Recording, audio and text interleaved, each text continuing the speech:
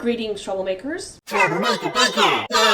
Welcome to days 10 and 11 of August, because we're going to do two recipes today. We're going to do eggs in purgatory as the winner of the poll, and then we're also going to do tortillas de papas, which is a recipe I learned when I was in Galicia a couple of years ago. We're going to start with eggs in purgatory. Here's what Jen has to say about eggs in purgatory. Similar to Middle Eastern Shakshuka or Mexican huevos rancheros, the Southern Italian dish known as eggs in purgatory or uova in purgatorio consists of eggs gently poached in a fiery tomato sauce. The origin of the name is a bit of a mystery, but by most accounts, the eggs represent souls suspended in the fiery pits of... Fittingly, the dish is considered a soothing morning after hangover cure, so that's what we're making. And then the tortilla is going to be sort of the carb, if you will, because it has potatoes in it. The other note I want to make ahead of time is this. This is one of the reasons why Jen Siegel is my favorite online chef and cookbook author. Pro tip. Diced canned tomatoes are treated with a chemical that prevents them from breaking down when cooking. So when I want a smooth tomato sauce, I prefer to use canned whole tomatoes and chop them myself. You can crush them by hand individually as you add them to the pan, which is what I will be doing because I enjoy doing that so much. But they splatter like crazy. I'll be okay. She suggests you use kitchen shears to cut them directly into the can, or pour the entire contents of the can into a resealable freezer bag, press out any excess air, seal tightly, and then squish by hand. Alrighty, we start with a broiler-proof skillet. We put in 3 tablespoons of butter and 3 tablespoons of oil. Olive oil, to be specific.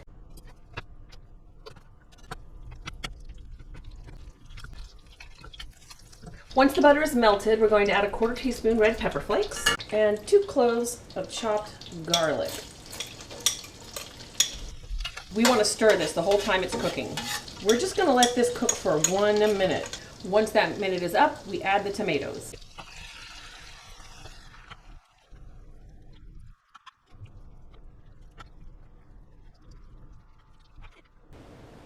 One of the reasons why I like breaking tomatoes down by hand is when I come across these inevitable sheets that are pretty much the peel. That one's kind of a part of a peel, but this is definitely one of the tough peels. I can set them aside and not add them to my mix.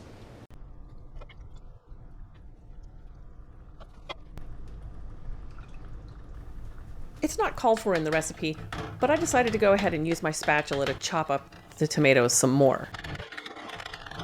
Next, we stir in a teaspoon of salt and a teaspoon of sugar. Sugar, salt.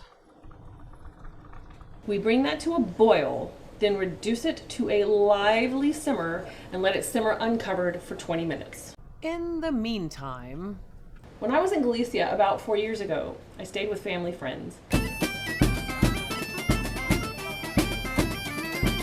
The caretaker of their property, Benito, taught me how to make traditional Galician tortilla de papas. I am going to make it both the way Benito showed me, but also incorporate something I read about later when I was researching the dish. Instead of using fresh potatoes, I'm going to use leftover fast food French fries that I've shredded into smaller pieces, because I have heard this is a great way to use leftover French fries. So we start by getting a pan nice and hot with a thin layer of oil in it.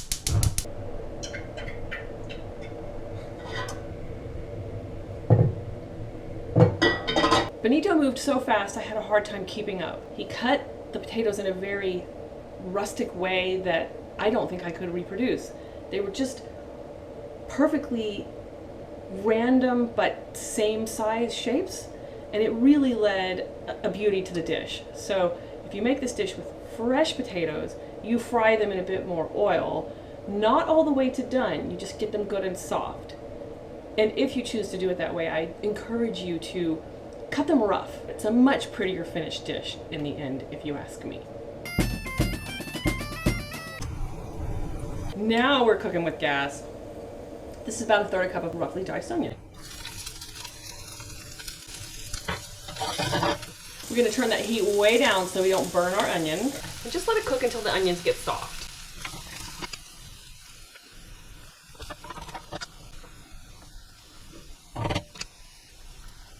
That's looking good to me, so I'm going to dump in the French fries now.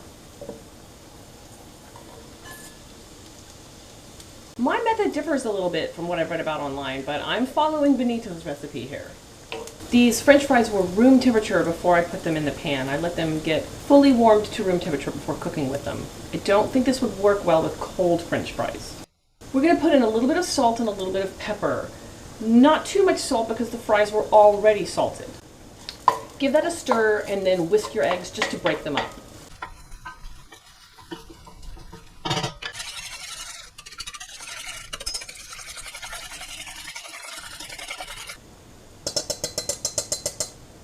Not quite. That looks good. Pour in the eggs and let it cook for 1 minute. Poke it and lift the edges to make sure the egg is getting all the way to the sides. There are two methods here. I'm going to use the method I read about online because I am not confident I can finesse the method that Benito used. I'm going to slide this tortilla out of the pan onto a plate. Use another plate to invert it and then slide it back into the pan. He would just put a plate over the top, flip it upside down, and then slide it into the pan, which is more efficient, but I'm not confident enough to do that, so I'm going to do it this other way. All right. Put the pan back on the heat, take another plate, put it over the top, flip it, and slide this back into the pan. 1 more minute of cooking and then we're done. Okay, 1 minute is up. I'm going to slide it onto a plate and put it in the oven on my keep warm setting, which is 170 degrees. Back to eggs in purgatory. We have 1 minute left on our timer, so I'm going to go ahead and turn my upper oven on to the broil setting because that's what we're going to do with these next. Okay, that's our 20-minute timer. We take a 1/4 cup of finely shredded Parmesan, sprinkle it in, and taste to adjust the seasoning.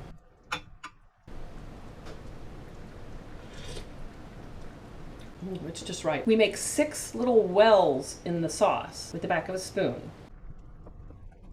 Crack an egg into each well. This isn't in the recipe, but I'm cracking the eggs one at a time into this little bowl. That way I can use the bowl to reinforce the well for the egg as I put it into the sauce.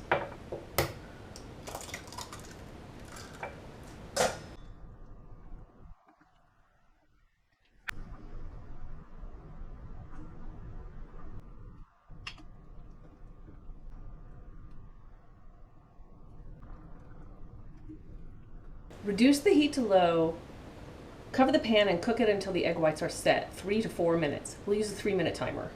Okay, let's check those eggs. The whites are not quite set, so I'm gonna let it go for 1 more minute. Let's check them again. That's looking pretty good to me. Remember, they're gonna go into the broiler at this point. Actually, this one is still very, very uncooked, so I'm gonna give them just a little more time. My cast iron pan does not heat perfectly evenly, so we're gonna rotate it just a little. Give them 30 more seconds under a little higher heat. Boom. It looks to me through the lid that those egg whites are firming now. Excellent. Now we put it under the broiler for 30 seconds. The recipe says 30 seconds to 1 minute for runny yolks. We'll check them in 30 seconds. You know how I love a runny yolk. When we pull them out, we're gonna put 2 tablespoons of freshly cut basil over the top. Okay, let's check those eggs. Those look delicious to me. Sprinkle freshly cut basil all over the top.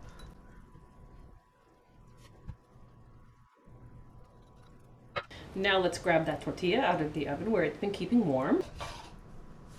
And my idea about how to serve this is just to cut a wedge of our tortilla, spoon on one of these amazing eggs,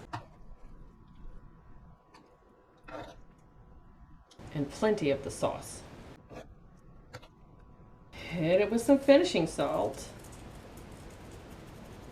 and a little freshly cracked pepper and a little more Parmesan cheese as recommended by the recipe. And there you have it.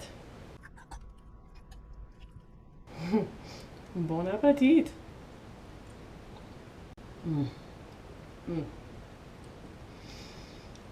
Delicious. Wow. Yum.